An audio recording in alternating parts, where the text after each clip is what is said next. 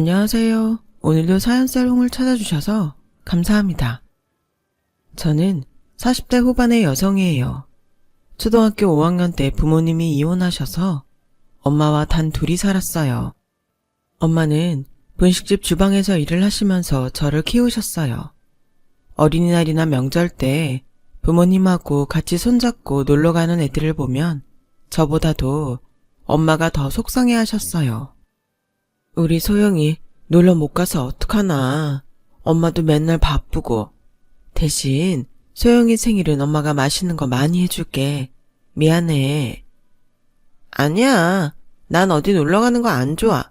그러니까 괜찮아. 라며 엄마를 안심시키려고 애썼어요. 제가 어렸지만 엄마가 힘든 걸 알고 있었기 때문이었죠. 물론 부모님 두 분하고 있는 애들이 부러울 때도 있었지만 그때뿐이었어요. 엄마가 아빠 때문에 마음고생도 많이 하셨고 아빠가 저나 엄마한테 잘해주시지는 않았거든요. 그래서 아빠가 없어서 크게 아쉽거나 하지는 않았어요. 중학교 때까지는 공부에 별로 흥미도 없고 친구들과 노는 게 좋아서 성적에 크게 신경 쓰지 않았어요. 엄마도 별 말씀 없으셨어요. 제가 삐뚤어지지 않고 학교만 잘 다니면 된다고 하셨죠. 그런데 고등학교 입학 전인 어느 날 동네에서 아줌마들이 저 집 딸은 맨날 친구들하고 놀러만 다녀. 공부도 별로라며. 그러게 집안에 남자가 있어야 되는데 여자 혼자 애를 키우니까 저렇게 막 자라는 거야. 이제 두고 봐. 쟤 언제 크게 사고 칠걸? 라며 수근대는 소리를 듣게 됐어요. 자기들도 여자면서 어떻게 엄마가 혼자 저를 키운다고 저런 막말을 하는 건지 이해가 되지 않았어요. 하지만 그 일은 제가 제 생활을 크게 반성하는 계기가 되었죠. 저는 고등학생이 되면 공부를 열심히 해야겠다고 마음 먹었어요. 저희 집은 저를 학원에 보내줄 수 있는 형편이 되지 않았어요. 그래서 온갖 문제집과 참고서를 과목별로 다 사다가 차근차근 공부하기 시작했어요. 모르는 게 있으면 학교 선생님들한테 물어봤고요. 처음에는 교무실에 따로 찾아가서 선생님들한테 질문하는 게 그렇게 창피했는데 의외로 선생님들이 귀찮아하지 않고 잘 대답해 주셨어요. 제가 몇 번 찾아갔더니 어떤 선생님은 공부하는 요령도 가르쳐 주셨고 어떤 선생님은 새로 나온 문제집도 주셨어요. 그렇게 공부하면서 실력이 늘다 보니 점점 선생님들한테 물어보는 일도 줄었어요. 반에서도 등수 안에는 꼭 들었고요. 제가 성적이 올라가고 공부를 잘한다는 소리를 들으니까 엄마가 엄청 좋아하셨어요. 한 번은 고2 때 학교에서 자율학습이 끝나고 엄마랑 같이 집에 가려고 식당에 들렀는데 엄마가 거기 사람들한테 제 자랑을 하시더라고요. 우리 소영이는 과외도 안 하고 학원도 안 다니는데 고등학교 와서 지금까지 반에서 5등 밖으로 떨어져 본 적이 없어. 내가 이렇게 나와 있어서 봐주지도 못하는데 혼자서 얼마나 알아서 잘하는데 라며 입에 침이 마르도록 칭찬을 하시는데 중학교 때까지 놀기만 하고 공부를 안 했던 게 너무 미안해지더라고요. 엄마는 그동안 저한테 그저 애썼다, 고생했다고만 하셨지 크게 칭찬하신 적은 없었는데 제가 공부를 잘하는 게 좋긴 좋으셨나 보더라고요. 저는 이후에도 성적을 쭉 유지해서 웬만큼 괜찮은 대학에 가게 되었고 졸업 후에도 바로 취직을 하게 됐어요. 저는 첫 월급을 타자마자 전부 엄마한테 다 갖다 드렸죠. 엄마, 나 혼자 키우느라고 너무 고생 많았지. 이제부터는 편히 쉬고 하고 싶은 것도 해. 엄마가 고생을 하긴 무슨 고생을 해. 엄마는 소영이 네가 있었기 때문에 지금까지 버틸 수 있었어. 우리 딸이 언제 이렇게 커서 엄마한테 월급을 다 갖다 주고. 엄마는 이제 진짜 여한이 없다. 우리 딸 좋은 사람만 만나면 되겠어. 라며 저보고 수고했다며 등을 쓰다듬어 주셨어요. 엄마는 제가 하루라도 더 빨리 좋은 남자를 만나서 결혼하길 바라셨지만 저는 일하고 돈 버는 게 훨씬 좋았어요. 돈을 벌어서 저축하고 엄마에게 드리는 게 저의 가장 큰 낙이었죠. 제가 회사에 들어가고 3년 후에 IMF가 터졌어요. 다행히 저희 회사는 크게 타격을 받지 않았고 저도 계속 회사를 다닐 수 있었어요. 하지만 엄마는 제가 언제 갑자기 회사에서 잘리는 일이 있을까봐 걱정을 하시더군요. 저는 그런 엄마 걱정을 덜어드려야겠다고 생각해서 회사를 다니면서 틈틈이 공무원 시험 준비를 했고 다음 해에 합격을 했어요. 지금 생각해도 제가 어떻게 그렇게 한 번에 붙었는지 신기해요. 제가 너무 절실했기 때문에 전보다 더 집중해서 공부했던 것 같아요. 그렇게 저에게 제2의 직장 생활이 시작됐고 거기에서 남편을 만났어요. 남편은 공무원이 아니라 제가 있던 부서에 홍보물을 만드는 외주 제작회사 팀장이었어요. 홍보 제작 때문에 몇 번 만났다가 남편이 데이트 신청을 해서 만나게 됐죠. 저도 남편이 마음에 없었던 게 아니어서 저희 사이는 빠르게 가까워졌어요. 만난 지 6개월 정도 됐을 때에는 남편이 저희 엄마에게 인사도 했죠. 그러다가 8개월쯤 되자 남편이 제게 프로포즈를 했어요. 소영아, 우리 같이 살자. 우리 각자 바쁜데도 거의 매일 보잖아. 같이 사는 게 훨씬 나을 것 같아. 라고 쑥스럽게 말하며 반지를 주더군요. 저도 그러고 싶긴 했지만 결혼하면 혼자 남을 엄마가 마음에 걸렸어요. 내가 어머님한테도 잘할게. 너도 친정에 자주 가면 되잖아. 나 우리 아버지 세대처럼 꽉 막히지 않았어. 어머님이 외로워지시는 게 아니라 자식이 하나 더 생기는 거야. 라는 말에 저는 결혼하겠다고 했어요. 남편은 여동생이 하나 있는데 먼저 결혼했다고 하더군요. 시댁에서도 저와 남편의 결혼을 반대하지 않았어요. 그렇다고 저를 좋아하고 반기지도 않았지만요. 시댁에 인사를 갔을 때 시어머니는 제게 다른 게 모자라면 우리 생활비라도 잘 보태주면 돼. 그건 잘할 수 있지? 라며 대놓고 돈으로 때우라는 식으로 말씀하셨어요. 시댁은 중산층에 어느 정도 재산도 있는 집이라서 엄마와 단 둘이 사는 제가 마음에 안 들 거라는 건 예상하고 있었어요. 그래서 그 정도는 감수해야겠다고 생각했고요. 하지만 결혼 후 시어머니는 제게 친정엄마한테 주는 돈의 2배를 요구하셨어요. 아니, 너도 생각을 해봐. 우리도 아들 너한테 보내고 남는 게 있어야 될 거 아니야. 솔직히 너보다 괜찮은 며느리 볼 거라고 믿었는데 재영이가 너무 고집을 부리니까 우리도 어쩔 수 없이 허락을 한 거야. 그러면 너도 우리한테 그만큼 해야 되지 않겠어? 우리 입장에서는 이거 전혀 부당한 거 아니야. 막말로 네가 혼수 하나 번듯하게 해왔니? 아니잖아. 라는데 신혼 초부터 이런 문제로 길게 끌고 싶지 않았어요. 그리고 저도 나름대로 제 친정에 열등감이 있었던 것 같아요. 저는 시댁 앞에서 당당하지 못했고 결국 시어머니가 말하는 대로 하게 됐어요. 제 월급은 시댁과 친정, 양쪽에 용돈을 대느라 남는 게 얼마 없었어요. 그렇게 1년쯤 지나자 제가 점점 지쳐가더라고요. 게다가 남편 회사는 일감이 많이 없어져서 어려운 상황이었어요. 월급도 몇 달씩 안 들어올 때도 있었고요. 제가 혼자 모든 걸 감당해야 하니 더 스트레스가 쌓였죠. 남편은 처음에는 좀 미안해하는 것 같더니 나중에는 오히려 더 큰 소리를 쳤어요. 너야말로 위에 얘기 좀 잘해서 우리 회사 일감 좀 갖다 줘. 그 자리에 앉아서 내 체면 세워주는 일도 제대로 못해? 그러면서 뭘 나한테 양쪽 부모님 용돈을 안 준다고 난리야.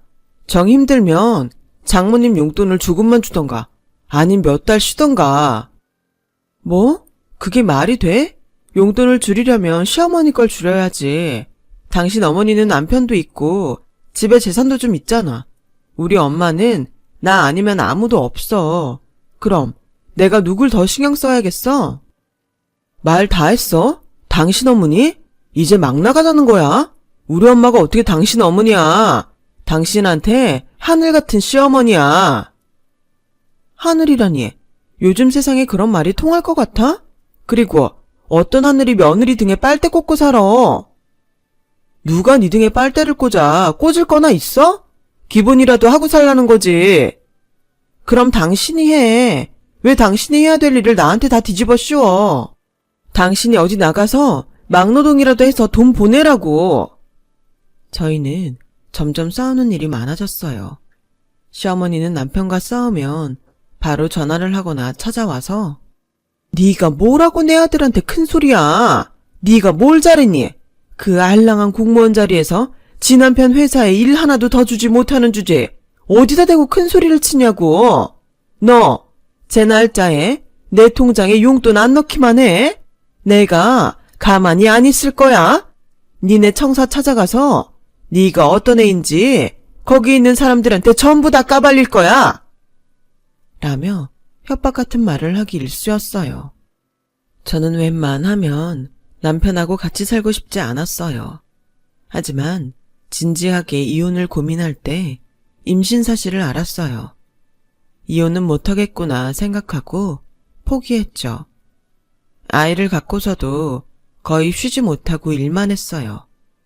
직장에서도 집에서도 늘 제가 할 일이 쌓여 있더라고요. 남편은 일이 없는 날에는 집에서 빈둥빈둥 놀면서도 손가락 하나 까딱 안 했어요. 저는 결국 진통이 오는 날까지 출근을 했다가 직장에서 병원으로 갔어요. 분만실에 들어가기 전까지 저는 남편과 시댁 식구 얼굴은 보지도 못했어요. 친정엄마 혼자서 제가 안타까워서 어쩔 줄 모르고 옆에 계셨죠. 아들을 낳고 몇 시간이 지나서야 남편이 오더니 장모님 고생 많으셨죠. 제가 회사 일이 너무 바빠서 이제 이렇게 왔네요. 당신 너무 수고했어. 라는데 엄마가 아무 말씀도 안 하시더라고요. 제가 아무 얘기 안 했는데 언제부터인가 엄마가 남편이나 시댁이 저한테 어떻게 하는지 눈치를 채신 것 같았어요. 남편이 왔다가 다시 회사 핑계를 대고 나간 다음에 시어머니가 왔어요. 그때 엄마가 잠깐 매점에 가느라 자리를 비우고 안 계셨어요. 고생은 했는데 아들 낳았다고 목에 힘주지는 마라. 우리 집 그런 집안 아니야. 남들 다 낳는 아들 낳은 게 뭐 그리 대단하다고. 그건 그렇고 너 오늘이 무슨 날인지는 알지? 용돈 넣는 날이다. 애기 낳았다고 계좌이체 못하는 거 아니잖아. 아님 지금 나한테 줘도 되고. 뭐가 어째요? 그걸 말이라고 하세요. 라는 엄마의 목소리에 저와 시어머니는 깜짝 놀랐어요. 엄마가 시어머니가 한 얘기를 다 들으셨더라고요. 시어머니도 놀라서 엄마를 보더니 곧 아무렇지도 않게 사부인, 지금 저한테 큰 소리 치신 거예요? 시어머니가 며느리한테 그 정도도 말 못합니까? 사부인이 그렇게 싸고 도니까 얘가 이러는 거 아니겠어요? 아무리 사부인한테 귀한 딸이라도 저희 집 며느리예요. 제가 뭘 싸고 돌았어요? 지금 그게 막 애 낳은 며느리한테 할 소리예요? 여기 나가서 다 물어보세요. 어떤 시어머니가 이렇게 막대 먹었는지. 지금 저한테 막대 먹었다고 하셨어요? 아니, 막대 먹은 집안 받아줬더니 이런 식으로 안 갚음을 하나? 라는 말에 저는 더 이상 참지 못하고 그만하세요. 어머니 저희 엄마한테 한마디만 더 하면 저 못 참아요. 그러니까 이제 가세요. 더는 어머니한테 돈 못 드려요. 어머, 뭐 이런 뻔뻔한 사람들이 다 있어. 돈을 못 줘? 그럼 너도 더 이상 내 아들하고 못 사는 거 알지? 어디 갓난쟁이 데리고 여자 혼자서 살 수 있겠어? 라는 말에 엄마가 다시 얘가 왜 혼자예요? 내가 이렇게 두 눈 시퍼렇게 뜨고 살아있는데 이런 식으로 맨날 우리 딸 협박한 거죠. 그딴 집안에 우리 딸 더 있게 하고 싶지도 않아요. 그렇게 소리를 질렀고 저도 저 그 집에 다시 안 돌아가요. 그러니까 가세요. 라며 이혼하겠다고 선언해버렸어요. 그렇게 한바탕 시어머니가 난리를 치고 돌아간 다음에 엄마는 괜찮아. 엄마랑 같이 살면 되잖아. 다 잘 될 거니까 걱정하지 마. 라며 저를 다독이시더라고요. 저는 엄마한테 미안했고 제 처지가 서럽기도 했어요. 아이를 낳았는데 남편한테는 제대로 축하도 못 받고 이혼을 하게 됐으니까요. 하지만 엄마 앞에서 눈물을 보일 수는 없었어요. 혼자서도 잘 살겠다고 마음을 굳게 먹고 아들과 같이 퇴원을 한 다음에 남편에게 이혼 서류를 보냈어요. 남편은 위자료를 요구하지 않으면 이혼하겠다고 했고 저는 그러겠다고 했죠. 하루라도 빨리 그 사람들한테서 벗어나고 싶어서였어요. 출산 휴가가 끝나고 다시 직장을 나가면서 전보다 더 바쁜 생활이 시작되었어요. 엄마가 아이를 봐주시는 시간이 더 많아졌고 저는 일을 하느라 정신이 없었어요. 아이가 좀 자라면서 어린이집에 보내고 엄마도 쉬는 시간이 생겼지만 그래도 아이 때문에 계속 힘이 드셨죠. 엄마는 아이와 저의 뒷바라지를 하느라 제대로 쉬지 못하시다가 결국 몸져 눕고 말았어요. 그런데 생각보다 엄마 몸 상태는 많이 안 좋았고 검사 결과 위암 말기라는 통보를 받았어요. 저는 엄마를 입원시키고서 혼자 복도 구석에서 펑펑 울었어요. 그동안 저 때문에 엄마가 고생만 하시고 걱정하시다가 병에 걸린 것 같아서 너무 미안하고 마음이 아팠어요. 그러면서 전 남편과 시댁이 생각이 났고 그 사람들 때문에 엄마가 더 마음 아프고 힘들었을 것 같아서 화가 났어요. 이제는 보지 않는 사람들이었지만 막 찾아가서 한바탕 퍼붓고 싶은 마음이었죠. 엄마가 그렇게 아플 때까지 몰랐던 제 자신도 미웠고요. 결국 엄마는 오래 버티지 못하고 돌아가셨어요. 저는 정말 세상에 아들과 단 둘이 남게 된 거죠. 반은 넋이 나가서 장례를 치르고 겨우 추스르고 있는데 전화가 한 통 걸려왔어요. 정소영 씨 되시죠? 저희 여기 재개발단지 조합인데 아직 아파트 재개발 사인 안 하셔서요. 네? 그게 무슨 말씀이세요? 아파트라뇨? 저희 그런 거 없는데요. 정소영 씨 맞죠? 잘 생각해 보세요. 여기 식당 자리 거기 소유주잖아요. 저는 이게 무슨 말인가 싶었고 그제야 엄마가 생전에 제 앞으로 작은 거 뭘 하나 해놓았는데 나중에 가르쳐주겠다고 하신 말씀이 떠올랐어요. 저는 엄마 방에 들어가서 유품들을 살펴보았어요. 그랬더니 못 보던 서류 봉투가 하나 있더라고요. 봉투에는 제 이름 앞으로 된 땅 문서가 들어있었어요. 어떻게 된 건지 알아봤더니 엄마가 예전에 일하시던 식당 주인이 사정이 어려워지면서 식당을 내놨고 그걸 엄마가 시세보다 싸게 사셨다고 해요. 그걸 엄마는 저한테 주려고 했는데 당장은 큰 돈이 되지 않으니 그냥 묵혀두셨던 것 같아요. 그런데 그 자리에 아파트가 들어서기로 하면서 땅값이 엄청나게 올랐더라고요. 그걸 아무에게도 팔지 않고 있던 엄마는 미처 정리를 못하시고 제 곁을 떠나신 거였어요. 저는 아파트 개발에 동의를 했고 저에게도 입주권이 생겼어요. 아파트는 그 다음 해부터 짓기 시작했고 그때부터 3년이 지나고 완성이 됐어요. 저는 일단 거기에 들어가지 않고 전세를 주기로 했어요. 제가 사는 곳도 나쁘지 않았고 아이도 아직 어려서 더 있다가 아파트에 들어가도 될 것 같았거든요. 아파트 평수가 워낙 넓어서 둘이 살며 청소하기도 벅찰 것 같았고요. 그러다가 아이가 초등학교에 들어갈 무렵이 되자 아파트 값이 처음보다 엄청 올랐더라고요. 저는 고민 끝에 아파트를 팔게 되었습니다. 상당히 많은 현금이 제 손에 들어오게 됐어요. 저는 수도권 주변에 건물을 알아봤어요. 마침 적당한 곳에 제가 살 수 있는 건물이 나왔더라고요. 그렇게 크지는 않았지만 제가 일을 그만두게 돼도 아이와 먹고 사는데 지장 없을 만큼 새가 나올 건물이었어요. 저는 그 건물을 사기로 결심했고 곧 계약을 하기로 했어요. 건물 계약을 하기로 한 날 부동산을 가는데 길에서 호떡을 파는 노점상이 보이더군요. 제가 무심히 그 앞을 지나가는데 노점상을 하는 아저씨가 허리를 숙이다가 저와 부딪혔어요. 제가 슬쩍 피하니까 그 아저씨가 일어나서 짜증스럽게 절 보는데 저는 그만 몸이 굳는 줄 알았어요. 바로 전 남편이었거든요. 그 사람도 눈이 휘둥그레져서 절 보는데 저는 모른 척하고 얼른 부동산 안으로 들어갔어요. 건물 주인을 기다리며 바깥을 슬쩍 내다보니 그 사람도 제가 궁금했는지 자꾸 안을 힐끔힐끔 보더라고요. 그러자 중개인이 인상을 쓰면서 저 사람 오늘은 무슨 시비를 걸려고 자꾸 들여다보지? 아저씨한테 피해줄 거 없으니까 여기 보지 말고 장사나 하세요. 저 사람이 자꾸 시비를 걸어요? 왜요?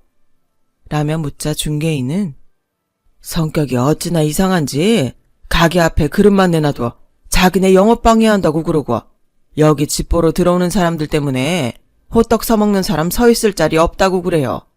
혹시 사모님한테 뭐라고 안 했어요? 정말 이상한 사람이야. 라며 투덜대더라고요. 제가 건물 계약을 하고 부동산을 나오자 전 남편은 기다렸다는 듯 제 앞을 가로막더니 뻔뻔하게 큰 소리를 치더라고요. 당신 여기서 뭐해? 이 근처로 이사라도 와? 어디로 오는데? 자가야, 전세야? 그걸 그쪽한테 말할 이유는 없는데요. 되게 뭔데 반말하면서 남의 사정을 꼬치꼬치 캐물어요. 라며 차갑게 쏘아붙이자 전 남편은 놀랐는지 우물쭈물 하더라고요. 그때 부동산 중개인이 나와서 제게 사모님, 오늘 건물 상태 다시 확인하고 가시겠어요? 전에 말씀하신 낡은 소화기하고 오래된 물건들 다 빼놨어요. 네, 그럼 보고 갈게요. 같이 가주세요. 라고 했더니 전 남편은 더 눈이 커지면서 어안이 벙벙한 표정이 되더군요. 저는 그런 전 남편을 무시하고 중개인과 함께 건물을 보러 갔어요. 건물 점검을 다 하고 내려왔는데 전 남편이 튀어나와서 대뜸 제 손을 잡더군요. 소영아, 우리 어디 가서 얘기 좀 하자. 그동안 어떻게 지냈는지 궁금하기도 하고 애는 잘 크고. 저는 그 손을 거칠게 뿌리치며 댁이 뭔데 남의 애가 잘 큰 애 만에 입에 올려요. 자꾸 아는 척하지 말고 저리 비켜요. 소영아, 우리 이러지 말고 우리 차근차근 속마음을 터놓고 얘기해보자.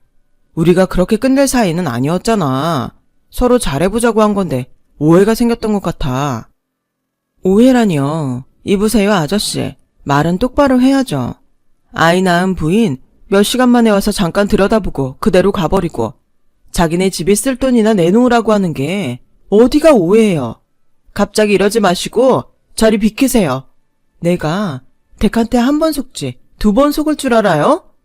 라고 하자 전 남편은 계속 허리를 굽히면서 그때는 나도 힘들어서 그랬어.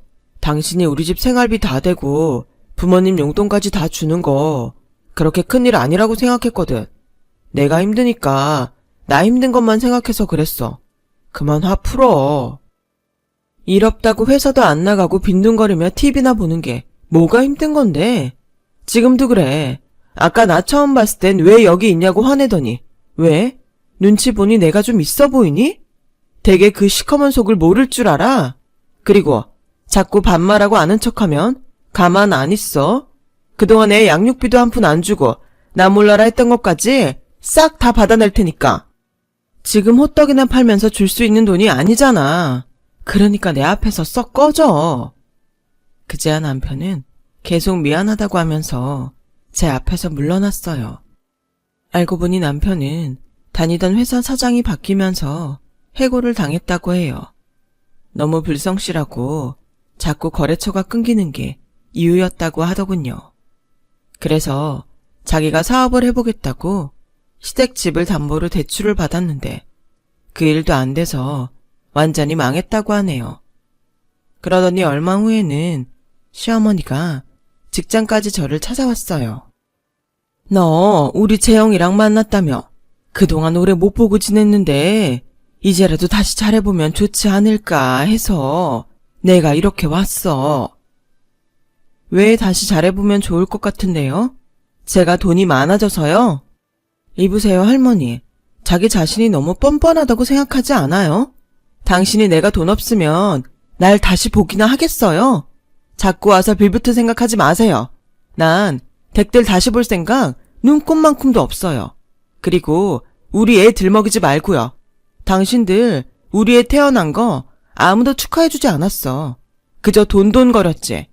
한 번만 더 나 찾아오면 당신 아들 그 자리에서 지금 하는 호떡 장사하는 돈도 다 못 받아가게 양육비 소송 걸겠어요. 라고 강하게 나갔더니 시어머니는 머리를 조아리며 울먹이더라고요. 예, 내가 정말 잘못했다. 그땐 내가 어리석었어. 한 번만 우리 다시 봐주면 안 되겠니? 라고 했지만 전 시어머니를 외면하고 사무실로 들어가 버렸어요. 전 남편은 장사도 얼마 못하고 주변 상인들과 싸운 후에 그곳을 떴다고 하더라고요.